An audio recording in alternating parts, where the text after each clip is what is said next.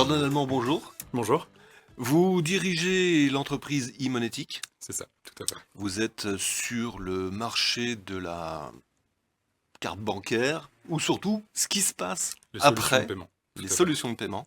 Surtout après ce qui se passe en fait quand on a dégainé sa carte bancaire pour acheter quelque chose. C'est là que vous intervenez. Est-ce que vous pouvez nous expliquer un petit peu ce que c'est donc e-monétique, vous présenter et nous donner un petit peu le panorama des actions qui se passent quand on paye quelque chose avec sa carte bancaire.Imonetic en soi, c'est déjà une toute petite entreprise, on est 7 personnes, hyper motivés, ça je vous le cache pas.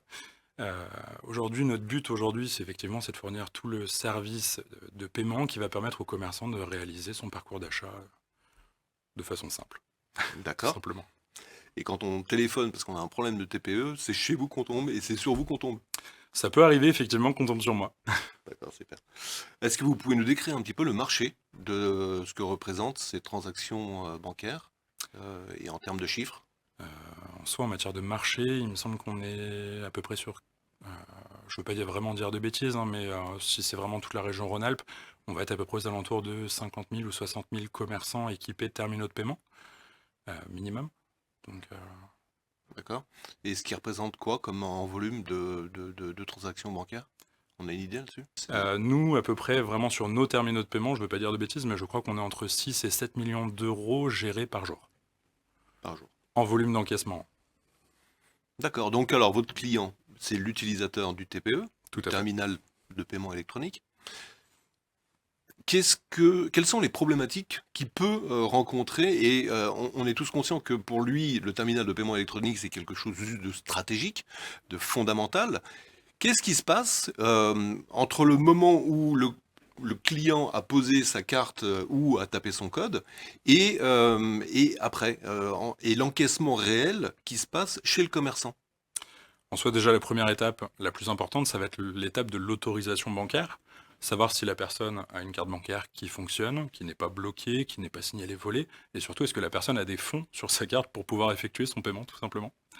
Et ensuite, il y a toute l'étape d'acheminement de la télécollecte, donc du terminal de paiement vers la banque. D'accord. Et donc ça, c'est Imonetic qui s'en occupe. On s'occupe absolument de tout. D'accord.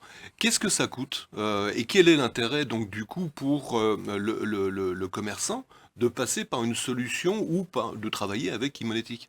Le coût, ce sera toujours le même, 14,75 € hors taxes par mois, et ce depuis l'ouverture de l'entreprise. On n'a jamais augmenté les tarifs, ça a toujours été les mêmes tarifs pratiqués. Et pour le côté, qu'est-ce que ça couvre? En soi, ça va absolument tout couvrir au niveau du fonctionnement du terminal de paiement. Donc aussi bien l'assistance technique, en 7 jours sur 7 et 24 heures sur 24, toutes les mises à jour au niveau du terminal de paiement, donc que ce soit le système d'exploitation ou les vraies applications bancaires qui sont à l'intérieur du terminal de paiement, et toutes les évolutions, les certificats qui vont aller à l'intérieur. Vraiment, le but aujourd'hui, c'est de dire on s'occupe de tout. D'accord. Le partenaire du commerçant aujourd'hui, c'est sa banque, bien souvent. La plupart du temps, effectivement. Et quels sont vous vous positionnez comme une alternative, donc. Exactement. Ok. Et quelles seraient les différences en fait, ou quels seraient les avantages que le commerçant peut avoir à quitter entre guillemets la solution que sa banque lui propose au profit d'une solution telle que Imonetic? Aujourd'hui, le but principalement, ça va être l'assistance technique. Ça, pour le coup, c'est vraiment inévitable. Chez nous, on a une assistance qui répond absolument tout le temps. Euh, L'argument que j'aime bien donner souvent quand j'ai des commerçants au téléphone, c'est même pour Noël, même pour Nouvel An, on est ouvert, on vous répond. J'ai des commerçants qui aiment bien faire le test, mais effectivement, on répondra toujours quand les autres ne répondent pas. D'accord. Et vous intervenez uniquement sur la région Rhône-Alpes? Alors, on intervient en direct effectivement sur la région Rhône-Alpes. Après, on a vraiment tout un tas de partenaires qui sont vraiment dispersés sur toute la France, qui eux, pour le coup, vont vraiment intervenir en France métropolitaine et dans les dom-toms. D'accord. Vous proposez un certain nombre de solutions, qui soient des solutions techniques au travers des TPE eux-mêmes, mais vous proposez également des bornes de commande, de paiement? En soi, aujourd'hui, on ne va pas fournir la borne de commande, le côté logiciel, ni le côté physique. On va surtout fournir la solution de paiement qui va venir s'intégrer sur ce système de borne. Donc que ce soit une borne de commande comme pour un fast-food, par exemple, comme on peut trouver dans des fast-foods très connus. Mais on a aussi vraiment des solutions de paiement qui, elles, sont vraiment spécifiques pour du paiement automate, comme ce qu'on peut retrouver pour le coup dans les parkings. Quand vous êtes dans un parking et vous voulez payer à la borne, on fournit vraiment tout ce processus d'achat et on l'a vraiment automatisé. Le but, c'est d'en fournir une solution simple. D'accord. Si vous aviez un conseil à donner à la fois au porteur de carte bancaire que je suis et qui s'en sert tous les jours, qu'est-ce que vous me diriez? De faire très attention à sa carte bancaire. Pourquoi? Le but aujourd'hui, c'est vraiment d'éviter la fraude au maximum. Ouais. Donc faites attention, entre guillemets, où est-ce que vous insérez votre carte bancaire, donc où est-ce que vous la stockez. Est-ce que c'est simplement à l'arrière du jean comme beaucoup de monde, ou est-ce que c'est dans un petit étui sécurisé? Et surtout, quand vous la mettez dans un automate, est-ce que c'est un automate sur lequel on est vraiment sûr de son mode de fonctionnement, ou est-ce qu'il y a potentiellement un risque, tout simplement? D'accord. Donc de faire très attention à la façon dont on sert de sa carte bancaire, d'une Tout à façon fait, globale. c'est ça. D'accord. Et pour le commerçant, qu'est-ce que vous lui donneriez comme conseil? De surveiller la carte bancaire de ses clients, D'accord. principalement. Mais comment on peut surveiller la carte bancaire de son client? Qu'est-ce qui peut faire qu'une carte bancaire soit pas une carte bancaire? Est-ce que ça ressemble tout simplement à une vraie carte bancaire avec un logo CB, un logo Visa, un logo Mastercard, ou est-ce que c'est vraiment une carte toute blanche ou une carte de fidélité ou quelque chose qui ne ressemble absolument pas à une carte bancaire? D'accord. Ça déjà c'est la première chose qui peut potentiellement éveiller un doute euh, du commerçant.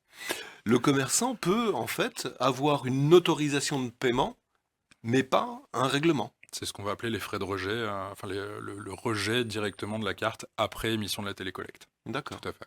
Ce qui veut dire qu'en fait, moi j'achète un produit, le système fait que le commerçant a son autorisation de paiement et je peux très bien ne pas être débité de mon compte. Tout à fait. Qu'est-ce que l'on peut envisager pour l'avenir de e-monétique? C'est quoi le futur d'e-monétique dans les X temps à venir?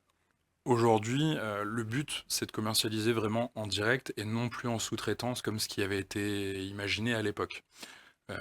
Vraiment au tout début de e-monétique, c'était purement et simplement de la sous-traitance pour les banques. C'est-à-dire quand vous appeliez une banque parce que vous étiez en panne avec votre terminal de paiement, toutes les banques vont s'adresser à des sous-traitants et ces sous-traitants-là interviennent physiquement chez les commerçants pour réparer le terminal de paiement, pour faire des mises à jour. Là aujourd'hui, vraiment le but, c'est de complètement changer la stratégie et de dire on est là principalement pour les commerçants. Notre client réellement, c'est le commerçant et c'est de lui fournir une solution qui fonctionne. Aujourd'hui, on va dire qu'on n'est pas du tout sur la même ligne qu'une banque qui, elle, va vraiment privilégier le coût et uniquement le coût.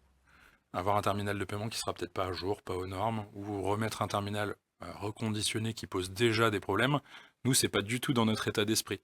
Aujourd'hui, c'est de fournir une solution qui fonctionne, tout simplement. Dans un prochain avenir, une nouvelle mouture de votre site internet va Tout à sortir. fait. Vous pouvez nous en dire un mot? Le but aujourd'hui, c'est vraiment de pouvoir, pour les commerçants en tout cas, tout gérer depuis notre site internet. Ils auront la visualisation de leurs transactions, la visualisation des télécollectes. S'ils veulent ouvrir un accès pour leur comptable ou leur expert comptable, ils pourront aussi le faire eux-mêmes depuis le site internet. Le but, c'est vraiment qu'ils aient, via le site internet, le rapport de tous leurs terminaux de paiement et une entière visibilité sur leur solution d'encaissement. Si vous deviez résumer un petit peu toute l'action d'e-monétique en 3 mots-clés, vous diriez quoi? En 3 mots-clés, ce serait principalement la disponibilité, le savoir-faire et la technicité. Superbe. Eh bien, Jordan, l'allemand de e-monétique, merci beaucoup de votre présence sur notre plateau. Merci à vous de nous avoir suivis et à très bientôt.